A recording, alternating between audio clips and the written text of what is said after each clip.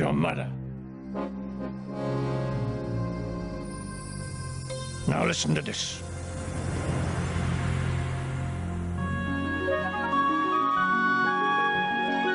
Once upon a time in the land of handsome princes,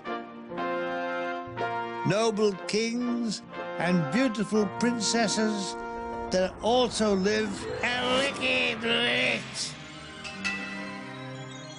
a wily wolf, and a ginormous giant. Deep in the forest was the vilest of all, a wicked witch who casts another evil spell.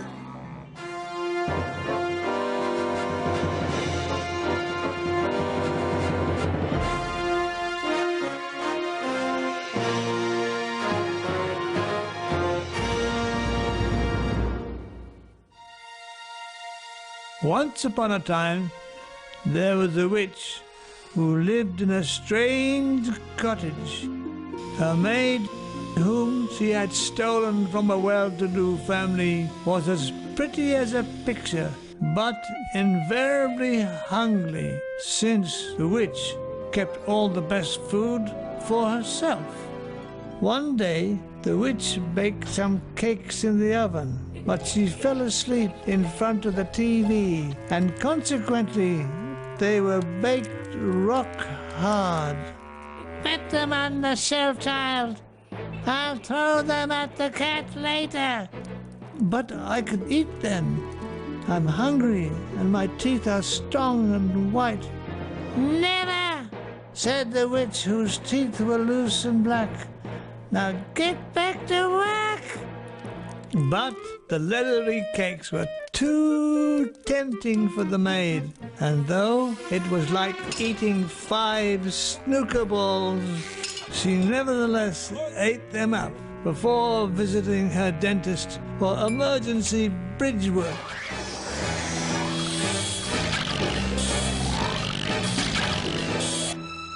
When the witch saw the cakes were gone, she ran to her front door to tell everyone. An old king happened to be riding past. She ate for fun. 5 cakes are mine. Did you say today she spun 5 bales of twine?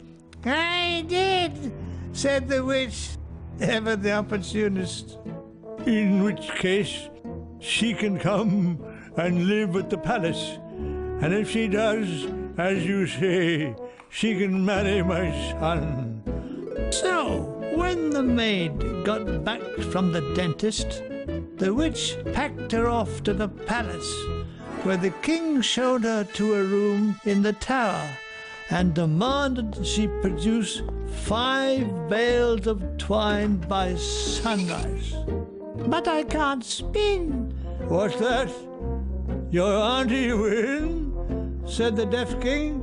Oh, forget it, said the maid, turning attention to the job in hand. By midnight, she hadn't produced a centimeter of twine, never mind 5 bales, and she was ready to give up when, through the little tower window, popped a green goblin.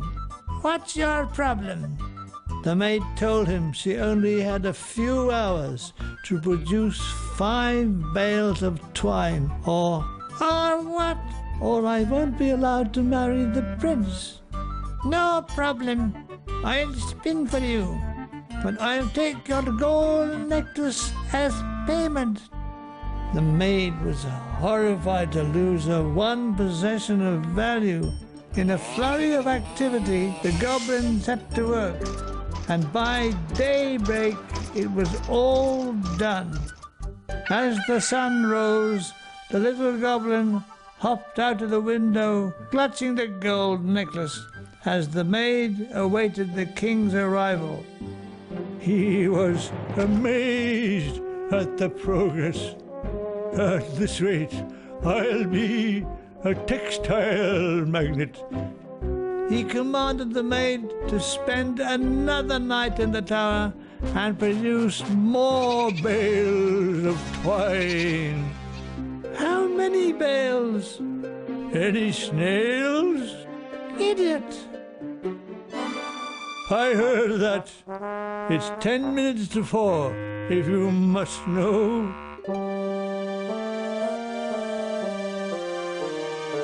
As before, the goblin arrived after nightfall.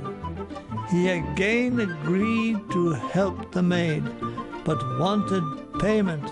But I've nothing left to give you. Not now, you haven't. But when you marry the prince, you can give me your firstborn child. The maid was sure the prince would never marry her, a common maid, so she might as well promise the goblin whatever he wanted. Okay, she said, at which the little fellow got down to work. So by the morning, the bales of twine were spun. And the king, true to his word, promised that the girl could marry his son in 3 days' time. All I ask is you bear me a child. When the goblin came that evening, she begged him not to take her firstborn. The prince will never forgive me. All he wants is a child. Very well, I'll let you off, provided you can guess my name by the wedding ceremony. 3 days to guess a boy's name. It should not be that bad. She started right away. Derek? Nope. Wayne? Nope. Ebenezer? Nope. John? Nope. As time passes, the maid got more desperate. She looked through every book in the king's library in search of names. Lou? Nope. Brody? Nope. Not even close. Soon the fateful day of the wedding arrived. Everyone had been invited, and still she had not thought of a name. As the service got underway, her time had all but run out. Who gives this man Terry? Nope. Jerry Nope. to be her wedded husband? Is it Jerry who gives this man? No, it's not. Tom Tit-Tot? Just by accident, the king had guessed the right name. Tom Tit-Tot.